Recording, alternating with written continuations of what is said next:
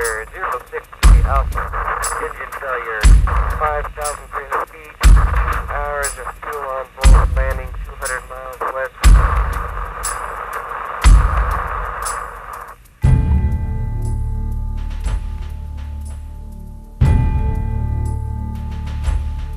Alone and stranded in the harsh Arizona desert, 150 miles from civilization, without any food or water, one individual with incredible determination to survive sets out on an impossible journey to save his life.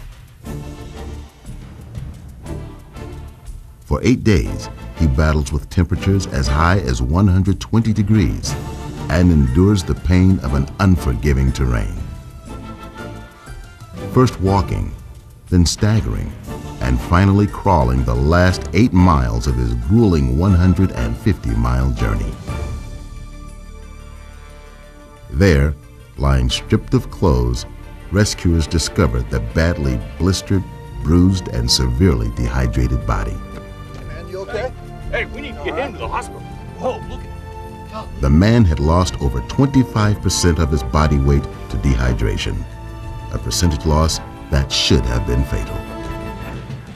As the doctors began to examine and treat him, they noted that his lacerations were not bleeding. What's the status? Very serious. He's very dehydrated. He's lucky to be alive. However, as the survivor became hydrated through large amounts of fluid, his wounds began to bleed. According to experts, this man exercised little, if any, appropriate survival skills. Yet because of his powerful determination to live, he managed to survive.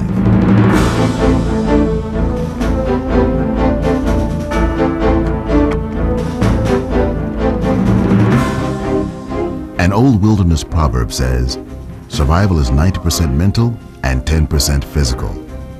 This theory of survival often clashes with popular notions of what survival entails. Most people emphasize the importance of purely physical aspects, such as constructing shelters, preparing signaling devices, and procuring food and water. While these activities are certainly important, they are nowhere near as crucial as starting out with a strong will to survive. Don't think that simply having a well-equipped survival kit and practiced survival skills is going to save you. You need an extra advantage, a psychological advantage of having the will to survive. Going home!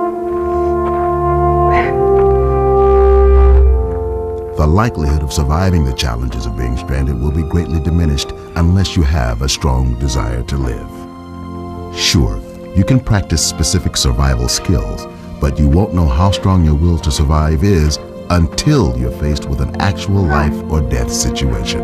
Is anybody there? Can anybody hear me? Can anybody hear me? However, certain steps can be taken to strengthen or reinforce your will to survive. First, you must know the basic needs and priorities of survival. These priorities must be met whether you are at home or stranded in the wilderness after a forced landing. Being prepared for a survival situation will increase your confidence and reduce your psychological stress. By reducing your stress levels, you will enable yourself to better concentrate on your will to survive. In a survival situation, priorities are based on how long you can survive without certain physiological and psychological requirements. The most basic priority for survival is oxygen. Oxygen is crucial. Without it, your survival time can be measured in minutes. In a post-crash survival situation, bleeding is the most common way loss of oxygen can occur. As blood leaves the body, so does the life-sustaining oxygen contained within the blood. The loss of blood can cause unclear thinking and eventually loss of consciousness. Therefore, life-threatening injuries should ultimately have the highest priority. You must be prepared to deal with these types of injuries. Educate yourself on emergency techniques that stop bleeding and learn methods for treating other injuries. Even minor injuries should be treated because the pain from these injuries will only persist and intensify with time. Be aware that pain from injuries, even minor ones, can cause significant stress in an already stressful situation. By becoming knowledgeable with first aid techniques, you will not only increase your ability to cope with injuries and pain, you will increase your confidence level, strengthening your will to survive. Because maintaining body core temperature is an essential requirement for survival, shelter becomes an immediate priority. In extremely hot or cold environments, survival time can be measured in hours. With this in mind, it is important to remember when you are in a survival situation, the most immediate shelter you have available is your clothing. It's unfortunate that most pilots dress for the cockpit environment, giving little consideration to the types of environments they will be flying over. The stress caused from being too hot or too cold can wear you down, both physically and mentally. Maintaining the body's core temperature is a survival technique in itself. It may seem like a mundane skill in the everyday world, but in a survival situation, it can be overwhelmingly difficult. Reading books on this subject will help, but should be no replacement for hands-on experience. You must not only learn the skill of building a campfire, you need to practice it. Also, know what's involved in constructing a windbreak, and make a habit of putting extra clothes aboard your aircraft. Wearing and carrying proper clothing and having knowledge about building a fire and creating a basic shelter can greatly reduce the stress associated with temperature. Sharpening up on all of these life-saving skills will empower you to overcome the physical and mental stress created by extreme temperatures. Water is your next essential priority. Without it, you can only expect to survive 3 to 7 days. And because there is no guarantee that you will have suitable drinking water, the water contained in your body may be your only source. Therefore, you must attempt to conserve it by restricting physical activities to the cool of the evening and early morning. An old survival adage is to conserve your sweat, not your water. If you have water, distribute it equally among all survivors and drink as much as you can when you can. It's important to remember, as you become more dehydrated, your brain will become less efficient. As your mind deteriorates, so does your will to survive.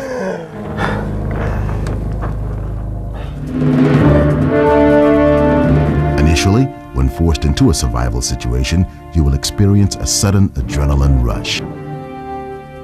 This adrenaline flow will cause subsequent nervous energy, ultimately placing your entire body on edge. In this condition, you are not doing yourself or your co-survivors any favors.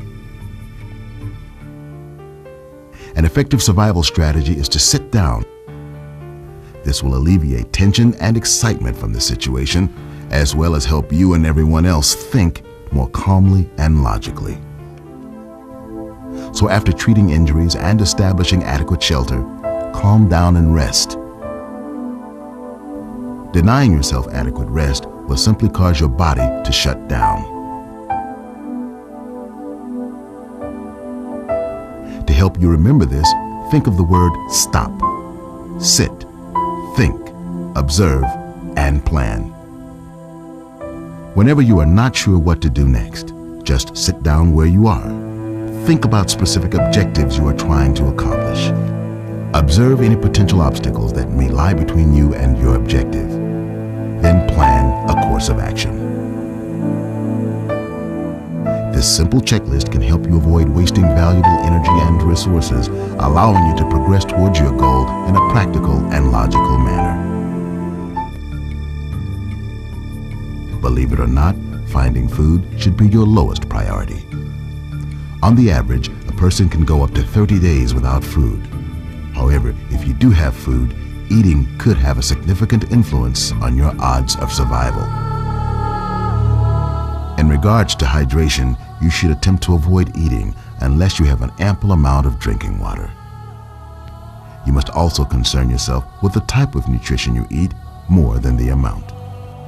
For example, proteins may be good for building muscle, but they require a large amount of water to be digested. Just remember, eating foods with proteins when you are dehydrated will only make you more dehydrated. Contrary to protein, carbohydrates are considered to be the best type of food you can eat in a survival situation because carbohydrates don't require much water for digestion and they give you almost instant energy. Additionally, foods with fats are good for long-term energy, but hopefully, with any luck, your survival experience will be brief. The important point to remember concerning food is do not eat any food unless you have ample drinking water. Consequently, not eating, especially during specific times you're accustomed to eating, will cause severe hunger pains. This type of pain can create severe psychological stress. The urge to eat can actually preoccupy your mind and may even affect your will to survive. To counteract the stress created from hunger pains, try to occupy your mind with tasks that will help bring about your rescue.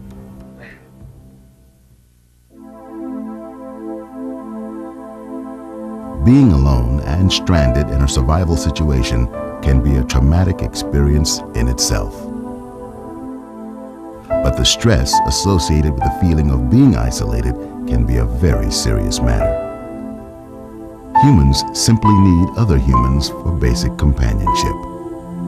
It is easy to take this interactivity for granted. Communication, physical contact, the exchange of ideas, reassurance, and security are all but lost when we are alone.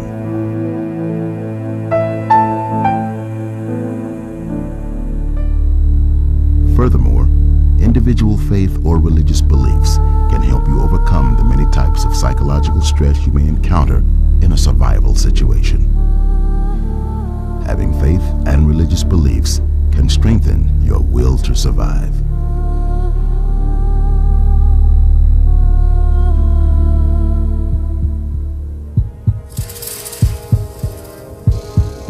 Fear will have a significant influence on your survival attitude.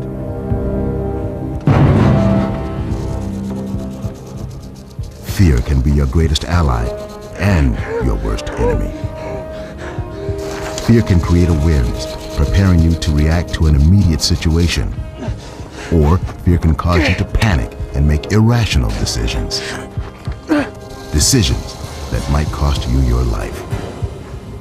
It should be understood that fear is a natural, physiological, and psychological response to a perceived threat.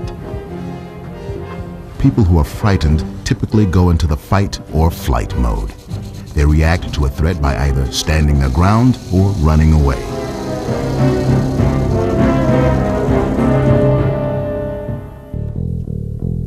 Individual reaction to fear may depend more on the person than the situation. Be aware that fear can manifest itself consciously or subconsciously. Conscious fear occurs when dealing with a direct, life-threatening situation, while subconscious fear, being less conspicuous, can be more difficult to define. You're scared, you're uneasy, you're apprehensive about the number of dangers out there, like poisonous snakes, hidden predators, and other potential hazards associated with an unfamiliar environment. This type of fear can easily escalate into a full-scale panic. Panicking will cause you to make poor decisions that could endanger your life. If you are going to combat fear, you must first realize when you are frightened. Here are some common signs and symptoms of fear. Quickening of the pulse, dilated pupils, perspiration on the palms of the hand, dryness of the mouth, and a feeling of butterflies in the stomach. Only when you admit to yourself that you are frightened can you take positive action to conquer your fear. This is why survival training makes all the difference. Adequate survival training will not only prepare you to survive after a forced landing, but it will give you the confidence that you need to strengthen your will to survive.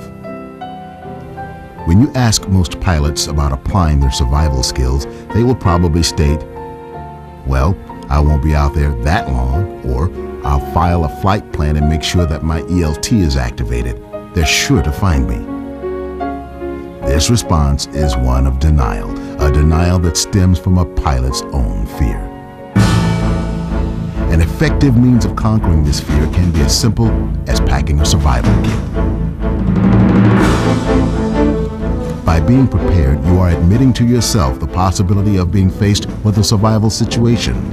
More importantly, you will have a greater sense of control should an unlikely event occur.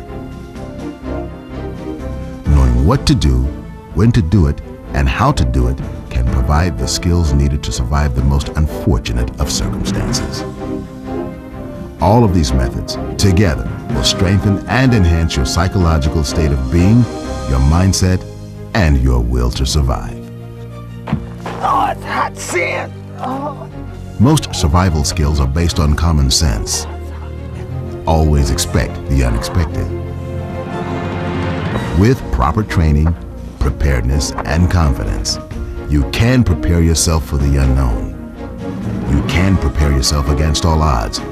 You can prepare yourself to survive.